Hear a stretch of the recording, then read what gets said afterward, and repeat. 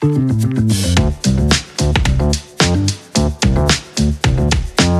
voltamos!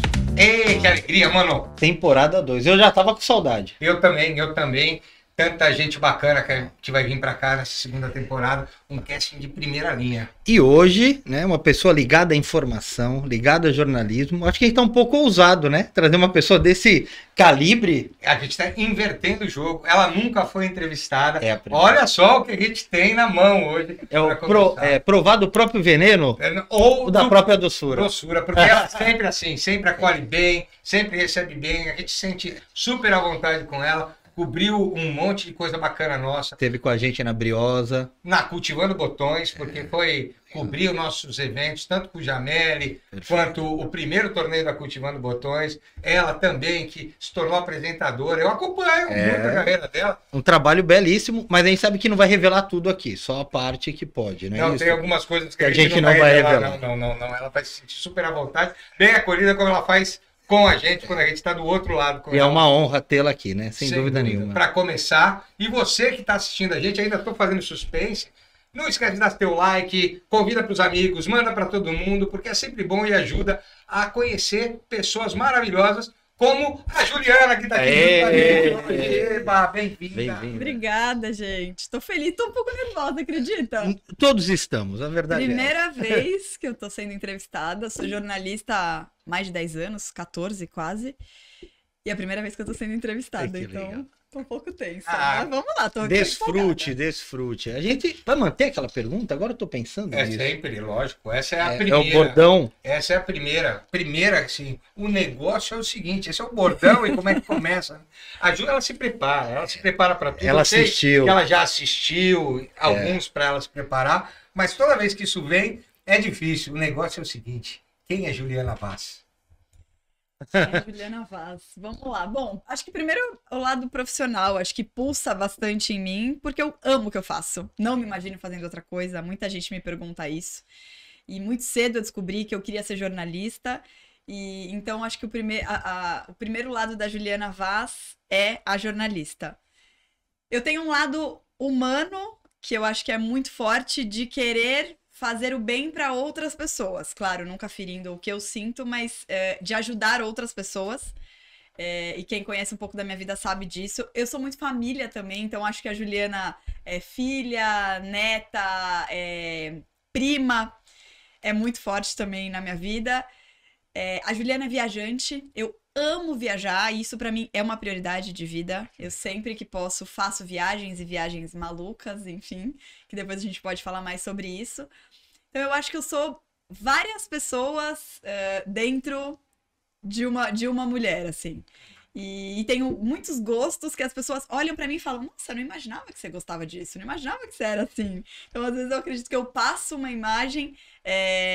Isso é a primeira, assim, as pessoas conversam comigo e aí elas entendem na primeira conversa quem eu sou, mas só de olhar, elas não entendem tantas Julianas que fazem parte de mim. Mas resumindo, acho que é isso. São muitas Julianas em uma Ju, que é uma história de vida bem bacana, né? Eu acho que tem uma estrutura pessoal e familiar que acompanha essa tua trajetória para estar na TV hoje, tá numa exposição grande. Não é fácil, coberturas assim desafiadoras, às vezes tem coberturas mais agradáveis, que por exemplo, quando a gente está falando de fazer o bem, você foi já com a gente algumas vezes, e eu sei que você também ajuda algumas casas, nós vamos falar disso também, mas a Ju é paulistana. Como é que você veio parar em Santos? Conta pra gente isso. Pois é, e eu não sabia que eu era tão paulistana até eu vir pro litoral. Eu não sabia que eu gostava tanto de São Paulo. Bom, na verdade eu estava desempregada, 2020, pandemia, trabalhava com esporte, fui jornalista esportiva por mais de 10 anos. E aí eu tava procurando emprego pelo computador, né? E assim, procurando no Brasil inteiro. Mandei currículo pra Manaus, pra Londrina, enfim, tava... Hoje eu vejo que era uma loucura, porque... Era um desespero, né? Um desespero. E aí eu comecei, falei, tava aquela questão da pandemia ainda, 1 ano já de pandemia, né, trancada em casa, enfim, depois da demissão, e aquela coisa de não poder ver família, né, que isso a gente vai mudar. Eu e minha família, nós temos uma relação muito próxima, moramos todos perto, morávamos, né, que agora eu mudei. Então a pandemia mexeu muito com a nossa relação. E aí, em janeiro de 2021 foi quando eu comecei a procurar emprego. E aí, vocês sabem, jornalismo, né, pra quem não sabe, é uma profissão muito complicada pra você se recolocar. É muito difícil você ver em site de vaga, vaga pra repórter. Não existe vaga. E as que tem, quando algumas empresas às vezes colocam, é fachada, tá? Por que você acha que o circuito é mais fechado, é isso?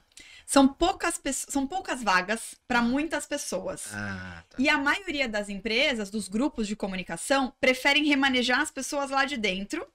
E não sei só. E contatos. Então, assim, todos os contatos que eu fiz ao longo desses. Eu me formei em 2010. Eu fui retomando. Né? É isso, vai mandando mensagem, liga, e-mail e tal. As vagas são mais na comunicação corporativa. Agência de comunicação, marketing. Agora, televisão, rádio, site de notícia. É mais boca a boca mesmo. Entendi. E em março, eu falei, bom, já falei com todo mundo que eu tinha que falar, vou pra praia. Minha mãe tinha um apartamento em Guarujá, falei, vou continuar no computador, mas caminhar na praia e tal. E aí o universo conspirou pra eu conseguir, né, tá no lugar certo na hora certa e conseguir uma vaga na Record Litoral. Litoral e Vale, né? E aí que a sede é em Santos. E aí eu me mudei pra cá. Morei alguns meses em Guarujá ainda, no apartamento da minha mãe, e aí agora tô em São Vicente. Que coisa boa, né? E esse apartamento de São Vicente tem história. Porque quem acompanha você nas redes sociais sabe disso, que aquele apartamento foi da sua avó. E aí você tem uma relação ali tão bacana, tem os teus gatos. Vamos conhecer um pouquinho da Juliana, além do profissional. Como é que foi para você, logo na pandemia, reviver talvez memórias de infância muito afetivas ali? Foi. Na verdade, foi muito difícil. Ainda é difícil estar aqui sozinha, né? Sem a minha família, sem meus amigos. Eu me mudei efetivamente em março, né? Março, abril, que eu vim assim, só com roupa de praia. Em maio que eu entrei na Record, maio de 2021. E aí eu me mudei, né? Efetivamente. É bem recente, então. Muito recente, 2 anos e pouco. E aí, esse apartamento da minha avó, que é minha avó e do meu avô, né? Que eles compraram em 1958. Uau. Muito, né? Quando tava construindo ainda São Vicente, tava começando. Eu não sabia que meus avós já faleceram. Meu avô em 2009 e minha avó em 2017. E eu não sabia que fim tinha dado o apartamento. E quando, no dia que eu tava esperando sair o resultado se eu tinha passado ou não no teste da Record, eu falei pra minha atual chefe, eu vou lá matar a saudade da praia, dos milionários, e que eu tenho tantas recordações, e você me liga, qualquer coisa eu volto pra assinar os papéis. Eu cheguei na praia, sentei na areia, meu telefone tocou. Vai pra São Paulo pegar os seus documentos, você começa a segunda. E aí alguma coisa naquele momento mexeu assim comigo. Poxa, eu tô aqui, era pra eu estar naquele lugar. Liguei pro meu pai e falei, quem que deu o apartamento? Ele tá vazio. Posso morar lá? Pode. Nossa. E casou perfeito. Pois é, e de alguma forma isso me ajudou a ficar. Porque foi muito difícil no começo. Ainda, como eu disse, ainda é. Mas de alguma forma eu tava me sentindo acolhida por ter memórias afetivas lá, lembranças, né? É a casa dos meus avós e eu fui muito feliz lá. Então, de alguma forma, eu senti a minha família um pouco próxima. Porque fala, São Paulo é perto. É perto até a página 2, porque tem uma estrada no meio do caminho. Não dá pra eu ir toda hora. E eu tenho o meu desgaste aqui de trabalho, a minha rotina. Não dá pra eu ir me deslocar o tempo todo. Então, de alguma forma, o apartamento foi fundamental pra eu conseguir continuar aqui no litoral. Lar Docimar, né? Isso. Lar Docimar acolhe, tem os gatinhos ali que você curte e posta bastante coisa deles, assim. Sim, só Mas essa trajetória pessoal tem um quê profissional que eu queria passear um pouquinho. Eu acho que isso você não sabe, apesar de ter entrevistado a gente em alguns momentos, não sabe disso. Eu fiz jornalismo também, mas eu só fiz o primeiro ano, fazia o último de educação física e o primeiro de jornalismo à noite. Daí que 1992. Nossa, que memória. Tá e obrigado. Tá na tela esse cabelo branco todo aqui. Se falar Mas foi que 92. Conterrâneo do Chapelin. É sacanagem. Não, jamais. Contemporâneo não foi. Mas nessa história, assim, eu fiz o primeiro ano porque queria muito trabalhar com jornalismo esportivo. Eu sei que você trabalhou com jornalismo esportivo e sei que não é uma carreira fácil. Temos amigos em comum, o Fará, o Alex, que é maravilhoso. Mas me conta como é que foi para você, né? Você estava falando, foi difícil conseguir um emprego. E eu sempre quis ser jornalista. Como é que é essa trajetória profissional? E vou emendar mais um adendo que para mim é super curioso. A gente sabe do desafio das mulheres no mercado de trabalho e o jornalismo esportivo tem um viés muito forte machista, masculino, né? Eu acho que tem mudado muita coisa. Mas você sente também esse impacto, sentiu também esse impacto na tua chegada trabalhando com o esporte, apesar de já ter um histórico lá em São Paulo? Olha, eu tava até pensando nisso esses dias. Eu sinto mais impacto de ser mulher dentro do esporte, eu sentia, né, como torcedora. Desde pequena eu gosto de futebol. Meu avô, meus tios sempre me incentivaram. A minha primeira roupinha de bebê foi um uniforme de futebol. Então tá no sangue Tá vendo já. que ela não vai revelar qual era, né? Já Eu sei sentiu. o que eu vou falar. Eu posso falar depois. É o mesmo que o nosso. Pronto, já falei. Português Santista. E aí, mas assim, era futebol, era hobby. E a primeira, eu lembrei disso esses dias, assim, não sei porque veio na minha cabeça. Em 1998, final São Paulo e Corinthians, Campeonato Paulista. E eu tinha um primo, eu nunca tinha ido em estádio. Tinha um primo que tinha 1 ano e meio a mais do que eu, e meu avô levou ele na final, e não me levou. Por quê? Porque eu era mulher. E aquilo mexeu tanto comigo, eu fiquei tão revoltada. Na época eu não entendia o motivo, enfim, do perigo e tal. E aí, 2 anos depois, de tanto que eu enchi a cabeça dele, coitado, ele me levou São Paulo e Cruzeiro, que aí era uma torcida de fora, era a final da Copa do Brasil. Foi um jogo, foi 0-0 o jogo, e aí foi o primeiro no Morumbi, o segundo foi lá no Mineirão, e ainda o São Paulo perdeu, mas tudo bem. Já revelei isso. Bom, e acho que ali eu comecei a sentir um pouco da questão de, você é mulher, não gosta tanto assim. E a questão de, você vai no estádio, então você tem que usar uma camiseta larga, que cubra teu corpo, e de andar de mão dada com algum homem. Então era assim. Só que isso, eu por gostar muito de futebol, sempre, eu comecei a ir sozinha. A partir dos 15 anos, minha mãe que deve estar me ouvindo agora vai ficar louca. Eu pegava ônibus, eu ia com amigas, com amigos, ou ia sozinha, e no meio da torcida, quando eu comecei, né, a andar sozinha. E esse medo foi passando e eu fui vendo que não, tem muita mulher em estádio. Ainda bem Existe que o nunca... risco, obviamente. Existe claro. pra Pra todo todos, mundo. né? A questão do assédio da mulher acontece em outros locais. No também, metrô, não por só exemplo. No estádio, Sim. exato. Bom, e aí, com 14 anos, um amigo meu, enfim, na época do meu prédio, falou que queria ser jornalista esportivo. E eu nunca tinha pensado nisso. Falei, na verdade, eu não sabia que profissão seguir.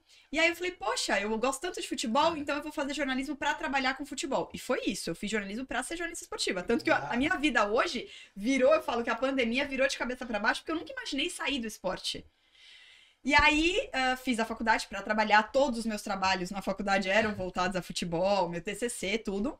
E no terceiro ano da faculdade, não, no último ano, eu consegui um estágio, mas porque eu tava procurando também tudo, e era pra acontecer, num canal que nem existe mais, e na época o programa era com o Basílio, do Corinthians, Que massa. César Maluco Uau! e o Gilberto Sorriso. Caramba, só fera da Sim. década de 70 e 80 ali. Não, Exato. e pra quem não sabe, Basílio, uma referência, né, do jejum do Corinthians, que De 77. foi campeão de 77. É Exato. histórico, né? Um timaço, na verdade. Imagina, eu lá como produtora, Sim, devia olho ter o quê? brilhando. 19, 18, 19 anos.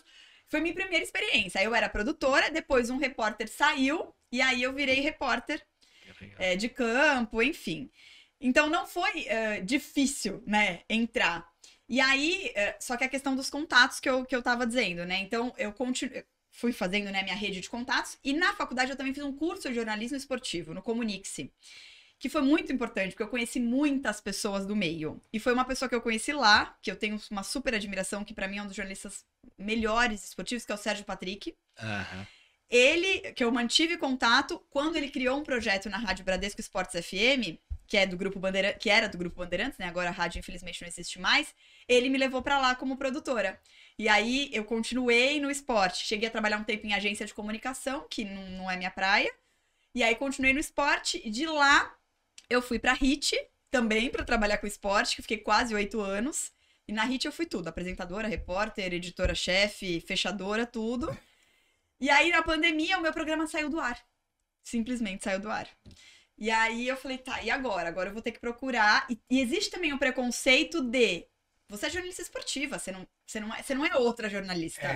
Tem É isso, um né? nicho Tem. muito fechado, né? Bom, e aí essa oportunidade, inclusive eu falo que a minha chefe foi a primeira que me olhou como jornalista, porque eu me formei em jornalismo, eu me especializei em esporte, eu fiz pós-graduação em esporte, mas eu sou jornalista antes de mais nada. E ela me deu a oportunidade de hoje trabalhar no jornalismo geral, que eu gosto bastante, mas o esporte, eu sempre falo que o esporte é leve, o esporte é paixão, não é só... Eu amo o meu trabalho, mas... falar de esporte, para quem trabalha com isso, é diferente.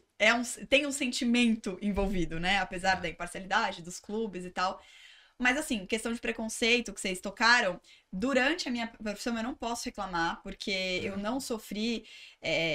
Eu acho que eu tive que me impor um pouco mais em determinadas situações, principalmente em estúdio, porque... Além do futebol, televisão é um meio em que se trabalham muitos homens na parte técnica. É engraçado que redação tem muita mulher, mas o pessoal que trabalha cinegrafistas, repórter cinematográfico, diretor de corte, áudio, iluminação... Ainda é mais masculino. 90%. Ah... E eu era mulher e eu era editora-chefe, vamos dizer, né? Eu que fechava. Então, eu que dizia pro apresentador o que ele tinha que fazer, eu que dizia que matéria que ia entrar... Então, aí não tem a ver com esporte, aí tem a ver com a questão, né, da mulher liderar um ambiente totalmente... Eu era a única... Tinha no GC mulher, mas às vezes era homem também. Tirando isso, eu era a única mulher. O resto eram todos homens. Então, nesse momento, eu acho que eu tive que, de repente, mudar um pouco meu comportamento. Agora, em estádio, acho que talvez pela minha postura, ou por eu conhecer, né, por eu dominar o tema, eu nunca senti, assim, muito preconceito. Mas não tinha. Na época, era a Nathalie Gedra, que hoje é correspondente internacional, era eu e ela, assim, que eu me lembro, sabe? Hoje, faz muito tempo que eu não vou trabalhar, né, em estádio, mas assim, hoje tem muitas ampliou muito, mulheres. narradoras. A coisa do futebol feminino ganhou uma proporção gigantesca. Ajudando demais. E a gente vinha falando disso, tem uma transformação cultural bem bacana, de mudanças significativas no mundo corporativo, que é mais ou menos para onde a gente dirige a nossa conversa, e as mulheres pediram o direito de ver o jogo da Copa do Mundo feminino.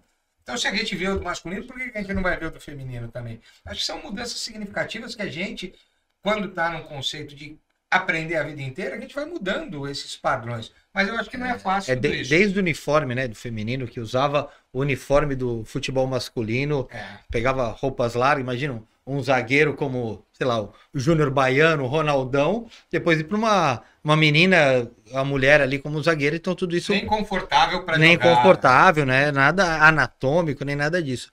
Mas eu queria emendar uma outra pergunta. Você falou os bastidores, um pouquinho onde você trabalhou, vários caminhos dentro do jornalismo esportivo, e tem várias facetas, né? Você pode ser setorista, pode fazer a questão do futebol, o jogo em si. Tem algum jogo mais memorável que você tem alguma curiosidade que você, trabalhando, passou, que fica na tua memória? Trabalhando? Eu acho que tem mais de torcedora, sabia? Bom, eu fiz muito jogo do Corinthians trabalhando, porque eu trabalhava mais de domingo, né, nos jogos. E o Corinthians jogava todo domingo no Pacaembu. Era impressionante. Na época até do Ronaldo, inclusive, enfim. E assim, eram jogos incríveis, né? Ver o Ronaldo jogando era muito bacana. Não me lembro, talvez venha na minha cabeça, mas eu tenho mais memórias assim como torcedora, São Paulo na Libertadores, pênaltis de 2004, todo mundo se abraçando. Essas memórias afetivas que eu tenho mais com o futebol. A transição do jornalismo, né? Você falou assim, pô, eu sou jornalista. Além de ter, me especializei, mas eu sou jornalista. Hoje você, além de jornalista multicultural, multifacetária, né? Um monte de ações que você faz e cobre, né? Aqui as coberturas são muito variadas no teu dia a dia, desde uma prisão que está acontecendo até uma coisa super legal, política, você cobre tudo. E aí também agora, recentemente, apresentadora. Como é que foi essa experiência? Como é que foi essa transição? Como é que isso tudo vai se encaixando nesse processo de transformação da Ju, né? Multimulheres e a Ju, como é que ela profissional vai lidando com tudo isso? Então, lá atrás na HIT, eu entrei como produtora, fui repórter, eu trabalhava, na verdade, como produtora de segunda a sexta, e aos domingos eu ia para estádio, então fazia as reportagens. E aí fazia algumas durante a semana, mas eu ficava mais interna. Só que quando o apresentador se ausentava, eu ficava no lugar dele. Então eu já tinha tido essa experiência de apresentação, mas era um tema que eu dominava, que é o esporte. Então o TP, né, vocês devem conhecer, para quem não sabe, né? Que é aquelas. Na câmera, para quem apresenta, tem a câmera que tá te filmando e tem um computadorzinho que vai subindo as letras que você tem que ler. Lá eu não tinha isso, eu ficava com um tablet, eu sabia do que eram as matérias, eu tinha assistido todos os jogos, então eu ia chamando da forma como eu queria. Aí o desafio que veio agora era: o jornal tá prontinho ali, eu tenho que ler aquilo e ler de uma forma natural. Então, assim, foi uma oportunidade incrível, né? Na verdade, eu substituí uma apresentadora que estava de férias. E eu sou repórter de rua, então o dia todo, pra lá e pra cá, a gente cobre toda a cidade da Baixada, essa loucura que você falou. Um dia eu tô falando de morte, outro dia eu tô falando de bolo. De gato. Uma loucura de gato, que eu adoro, de dança, enfim. E aí lá no estúdio, e é muito engraçado, as pessoas falam: você é simpática, mas você tava séria. Por quê? Porque você tá lendo a notícia, você não sabe se você vai falar de uma morte no final, se você vai falar de uma coisa boa ou uma coisa ruim. Até as pessoas brincavam, quem não é da área: por que não coloca um verdinho quando é uma notícia boa? Já muda a postura, né? Mas não é assim que funciona. Claro, a gente lê o jornal antes, né? O dia todo a gente vai preparando, mas tem coisas que acontecem enquanto o jornal é ao vivo. Então a minha editora vai escrevendo os textos, às vezes eu tô já lá apresentando e eu tenho que ler. Então esse foi um grande desafio. Foi 1 semana e meia, mais ou menos. Vão ter outras oportunidades, né? Que agora, a princípio, eu vou ter essa nova função de substituição, né? Continuo como repórter, mas quando tiver oportunidade, e é treino. Eu falo sempre isso para as pessoas. Tudo é treino. A gente não... Claro que tem as habilidades, né? Ah, sua dicção é boa. Ah, sua voz é legal. Tá bom, mas ao longo da minha carreira eu fui trabalhando isso também. Mas sim, tem algumas características que você já nasceu com ela, mas tudo a gente pode treinar e aprender e ficar bom.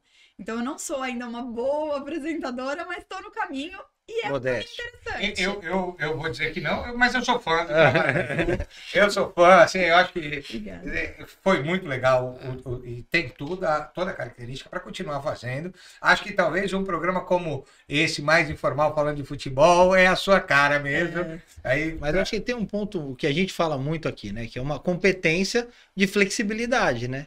Pô, eu venho o esporte, eu amo o esporte, mas peraí, eu consigo fazer outras coisas, surge a oportunidade, eu tô preparada, talvez eu tenha um ajuste aqui pelo começo, um ajuste ali. Então, essa é uma competência importante para qualquer ramo, seja ele jornalismo, seja ele o mundo dos executivos, qualquer lugar que a gente for, precisa desse caminho.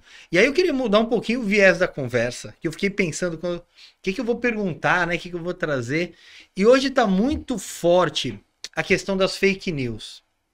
Eu acho que esse é um ponto que a gente vem trabalhando muito, né? A gente leva muita informação do ponto de vista de conhecimento, mas a gente vê que o acesso à informação, ainda mais com inteligência artificial, está muito rápido, muito fácil. Como é que a gente pode se blindar das fake news? O que vocês cuidam, né? Vai fazer uma reportagem, tá ali de imediato recebendo uma informação, o quanto que vocês cuidam desse caminho? Porque eu acho que todo mundo está, de alguma maneira, à mercê disso. Seja uma informação para o mundo do negócio, que pode destruir ou amplificar um negócio financeiro. E a questão também ética, né? Que tudo isso aparece. Queria que você falasse um pouquinho sobre esse mundo aí, esse desafio que a gente tem. Assim, a premissa, né, dos jornalistas, das emissoras, a gente tem que ter notas oficiais, né? Então não é assim: eu vi uma publicação no Instagram. Claro, hoje as redes sociais, não só o aplicativo de mensagem, quanto as redes de vídeo e tudo, ajudam muito o nosso trabalho.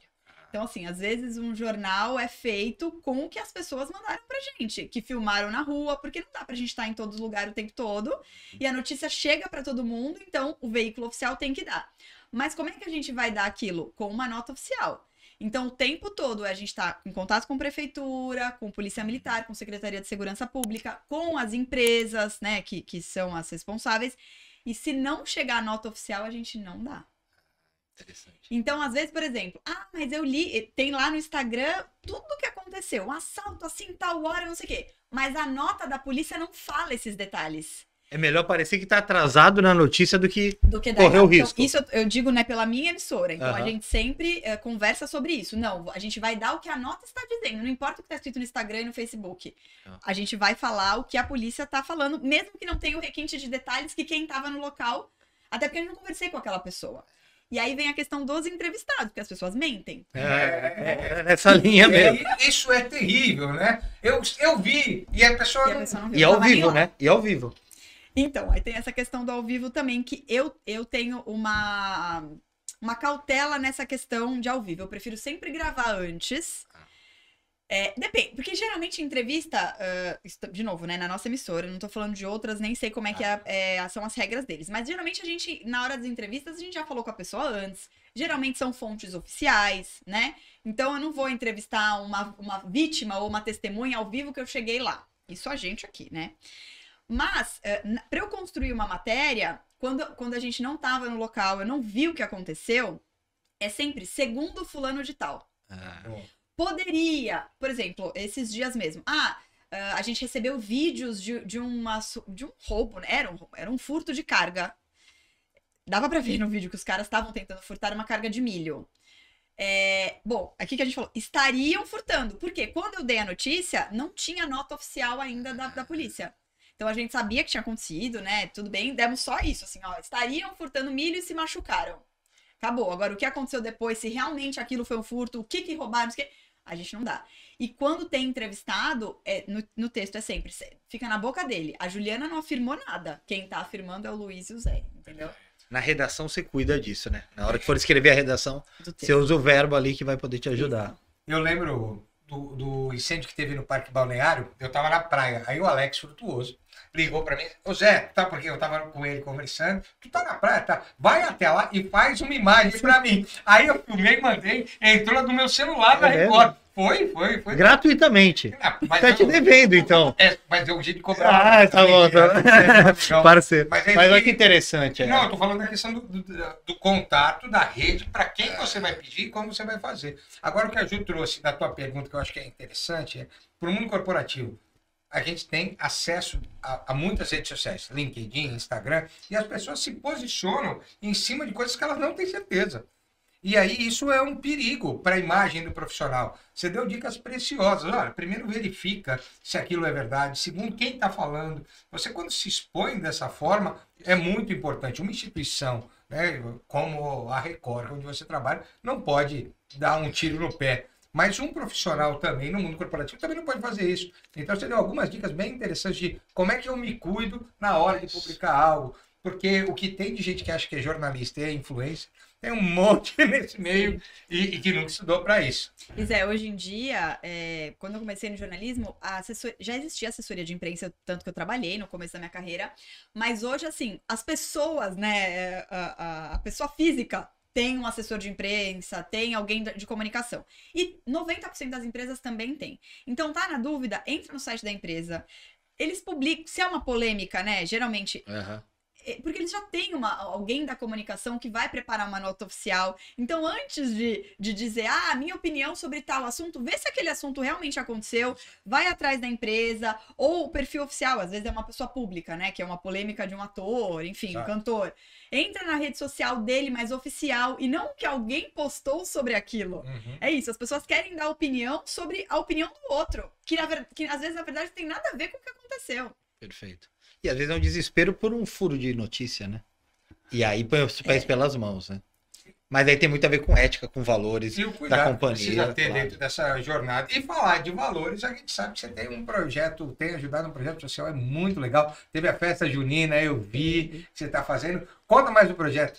Então, eu conheci esse projeto, é a Associação de Amigos da Vila Fátima, que é um bairro carente, né, vamos dizer assim, que às vezes a gente fica preocupado com as palavras. É um bairro realmente que tem muitas pessoas em vulnerabilidade, que fica em São Vicente, e eu conheci por meio de uma reportagem. E eles têm várias aulas, né, que oferecem para a comunidade, mas aqui eu participo mesmo é de reforço escolar para crianças no contraturno, principalmente crianças que estão com defasagem na alfabetização. Então, a gente sabe, né, que algumas escolas públicas, infelizmente, têm um atraso, né, no ensino. E na pandemia, essas crianças não foram para a escola. Elas ficaram 1, 2 anos sem ir para a escola. A defasagem aumentou. Muita. Então, as de 5, 6 anos que não aprenderam a ler e escrever. Então, elas estão com 8 agora. E elas não sabem. Então, a gente tenta, de alguma forma... Eu não sou professora, eu sou jornalista, né? Então, mas de alguma forma, eu e as outras voluntárias, a gente tenta dar um reforço escolar, Que E tem legal. dado super certo. E tem também aulas para adultos, tudo com voluntária. Tem aula de pintura, de teatro, de estética, enfim. De bolo, né, para elas fazerem e venderem também. Então, terem a própria renda, né? É uma associação muito bacana. Eu sempre fiz trabalho social, desde pequena, com incentivo de escolas que eu estudei, também da minha mãe, da minha família. Mas eu fazia coisas mais pontuais, assim, ações pontuais. Já fiz trabalho social fora do Brasil também. Mas eu queria um fixo e que envolvesse criança. Eu adoro criança.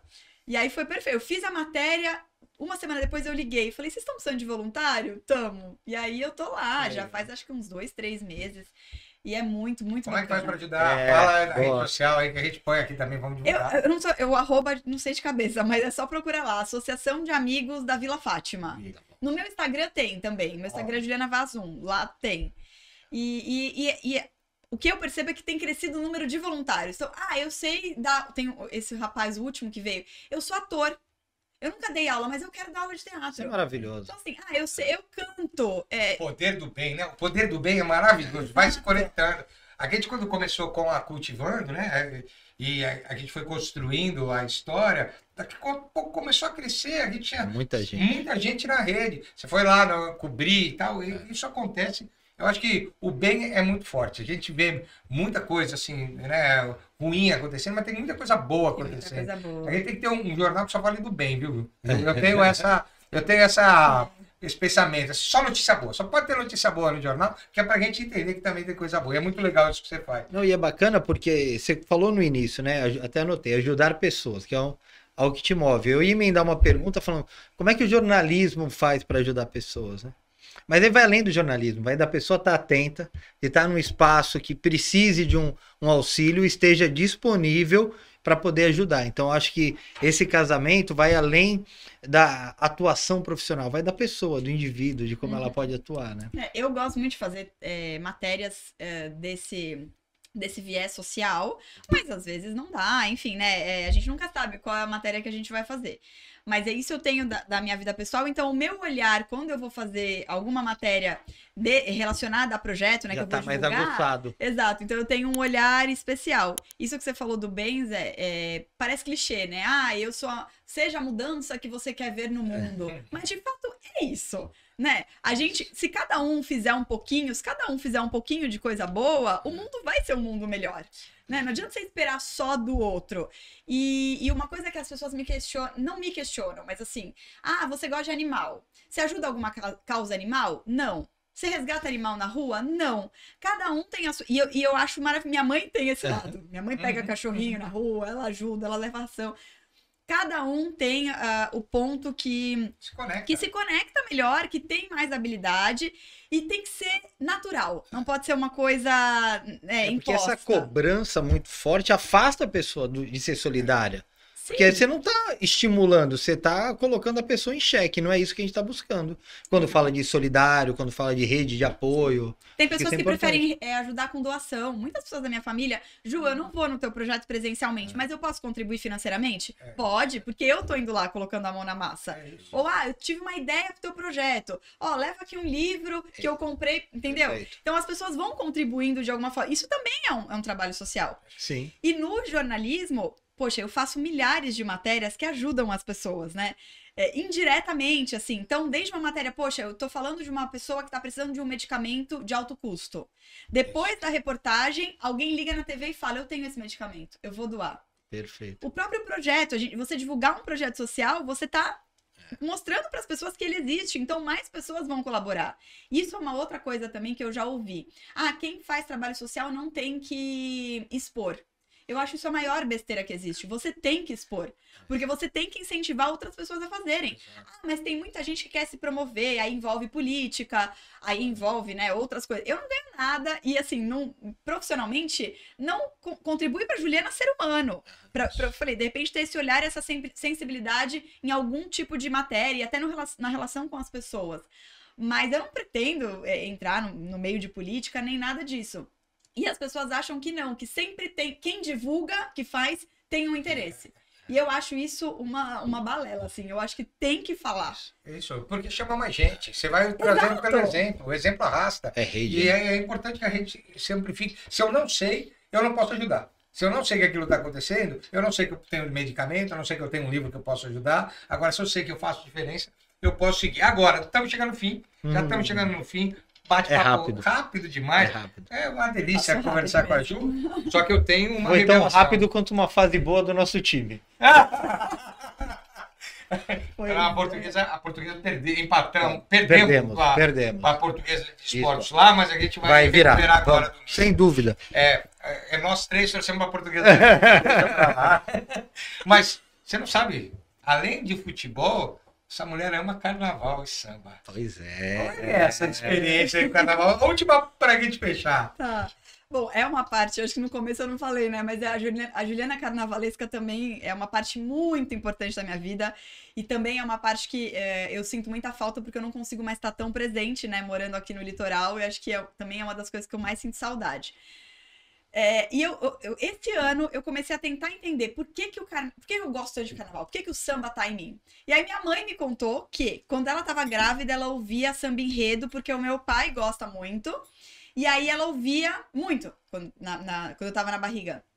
E eu falei, caramba, será que é disso? Porque a minha família, da minha mãe, que eu tenho mais contato, ninguém gosta de carnaval. Ninguém gosta de samba nem pagode.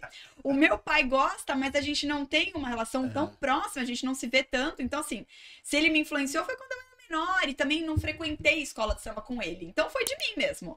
E comecei a frequentar e criei uma rede de amigos e fui já tudo. Aqui, Que eu conheci no carnaval, super querida. E eu já fiz assim, já fui de comissão de frente, que é incrível você ser a primeira da escola. Uma responsabilidade também. Responsabilidade, sim, um quesito, né? Já fui de chão, de ala coreografada, já fui de carro. Enfim, já participei de várias vertentes do carnaval e eu acho, assim, o ambiente mais democrático que existe. Incrível isso. Acho que é por isso que eu gosto tanto, assim, não é só a questão do samba, do desfile, né? O desfile, claro, é o ápice, mas o ambiente de carnaval tem projeto social também. E, assim, é um lugar que você pode ir você mesmo, do jeito que você é. Ah, você pode ir de chinelo, você pode ser preto, ser branco, independente da tua raça, da tua religião. Mas não tem preconceito? Existem pessoas preconceituosas em todo local, mas o carnaval e escola de samba não tem. Então você pode ser quem você é lá e eles acolhem todo mundo da mesma forma, independente até da questão social, né? Então eu falo que é onde tem rico, tem pobre, tem todo mundo vai, todo mundo frequenta a escola de samba, todo mundo que gosta, né, de samba. Então é uma parte muito importante da minha vida e que se quem não conhece, se você não conhece, venha conhecer. Já diria o hino da Rosas de Ouro, que é a minha escola de coração. Era isso que eu ia perguntar, tinha que falar, Rosas de Ouro. Rosas de Ouro, a minha escola de coração. Já desfilei em outras, já desfilei na Independente, Império de Casa Verde, enfim. Em Santos já?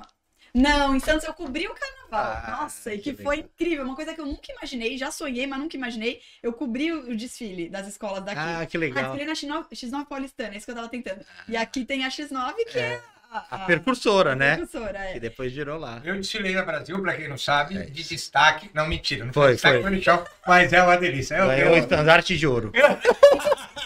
Estandarte de ouro foi a conversa. Foi uma delícia.